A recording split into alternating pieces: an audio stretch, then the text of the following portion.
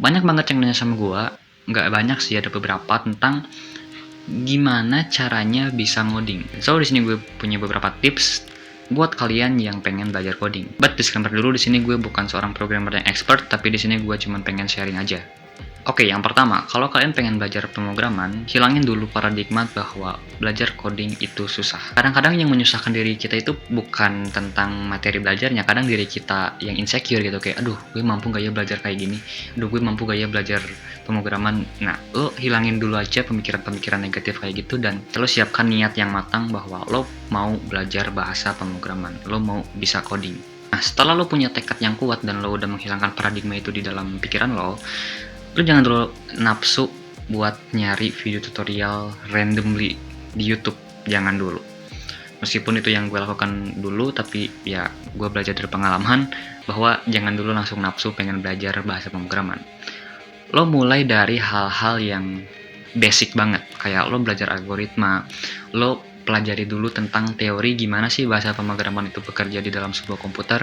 And then setelah lo udah ngerti teori-teorinya, lo baru milih bahasa pemrograman apa yang pengen lo pelajari. Dan di sini lo nggak boleh serakah, lo nggak boleh rakus buat kayak oke nih, gue udah ngerti tentang teori-teori dasarnya nih, dan gue pengen belajar bahasa ini, gue pengen belajar bahasa itu. Lo pengen nguasain semua bahasa, lo nggak bisa kayak gitu. Bahasa pemrograman basically sama aja, semuanya sama aja secara dasar ya, tapi di situ lo harus milih satu aja.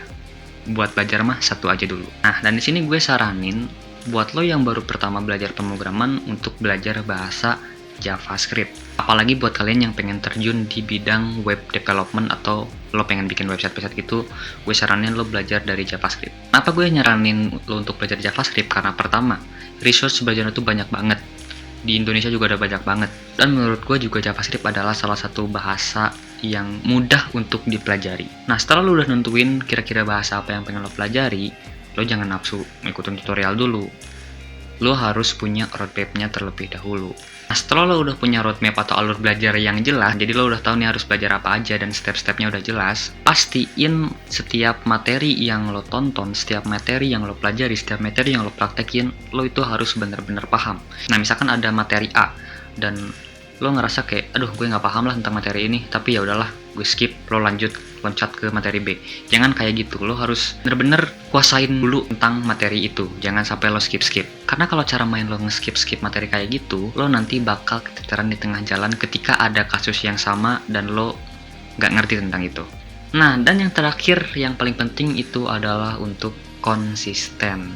Jadi selain lo punya roadmap yang bagus, lo juga harus konsisten jadwalin setiap hari minimal ya sejam sampai 2 jam buat belajar atau berkembang setidaknya walaupun cuma 1%. So, jadi itu tips dari gue, semoga ini bisa bermanfaat buat kalian.